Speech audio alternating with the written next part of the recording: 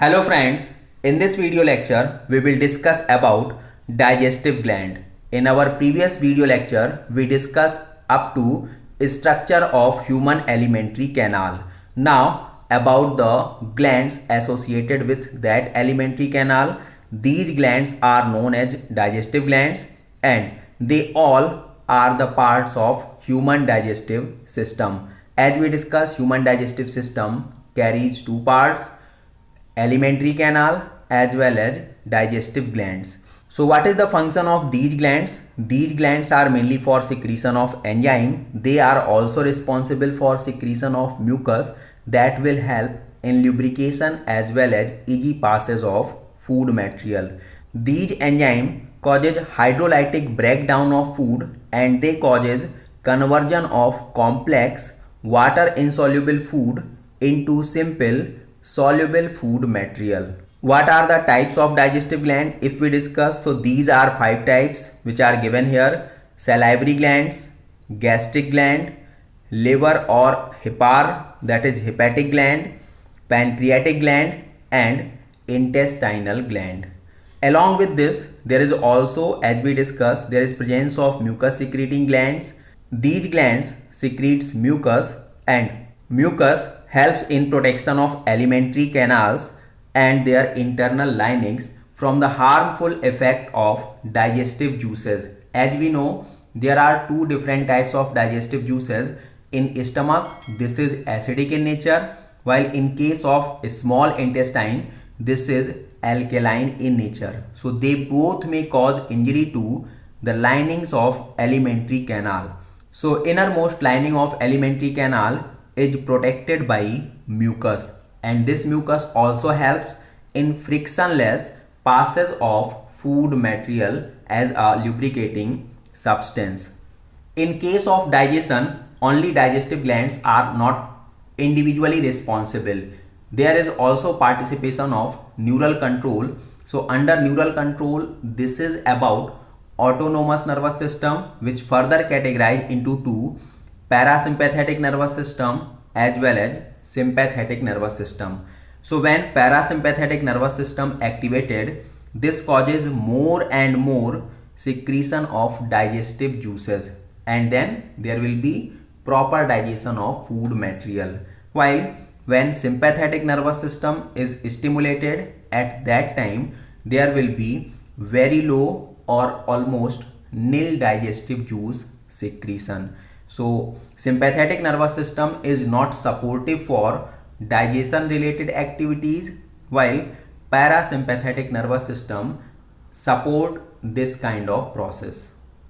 Now this is about salivary glands. So salivary glands, these are 6 or 3 pairs in case of human beings. These are parotid salivary gland, submandibular or submaxillary salivary gland, and the last one is sublingual salivary gland. Beside these 3, there may be one more. This is known as infraorbital salivary gland, not present in case of human beings. That's why not given here. Now, what is about these glands? So here in the diagram you can see the first is about parotid salivary gland.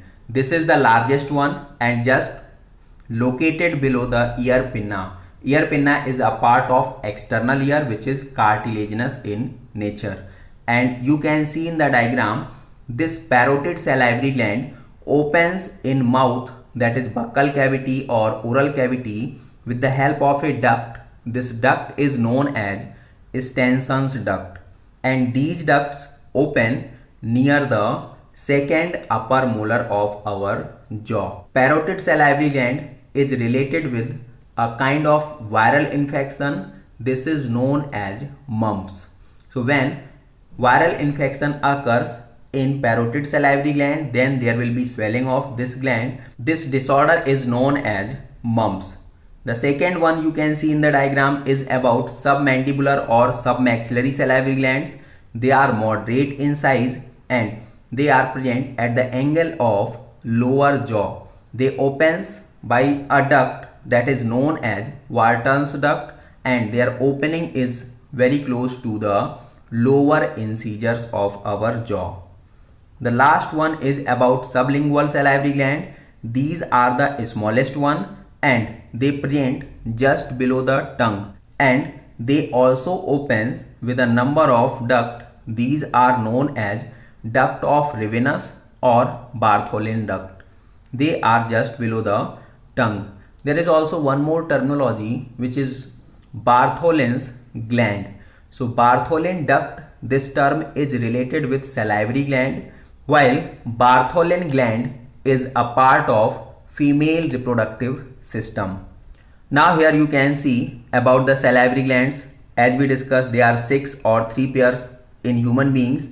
Each one, like all these are given here: parotid salivary gland, submaxillary or submandibular, and sublingual. Each one is present in paired form. Parotid we discussed, this is the largest one, and this is present just below the ear pinna. Their opening is known as Stenson's duct and they open near the second molar.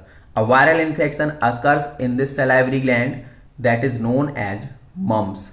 The second one is submandibular or submaxillary, which is connected at the junction of these two. Mandible is about lower jaw, maxilla is about upper jaw. These glands are moderate in size, means smaller with respect to parotid salivary gland, while larger with respect to sublingual salivary gland, and they present at the angle of lower jaw, and the duct by which they opens outside in buccal cavity is known as Wharton's duct.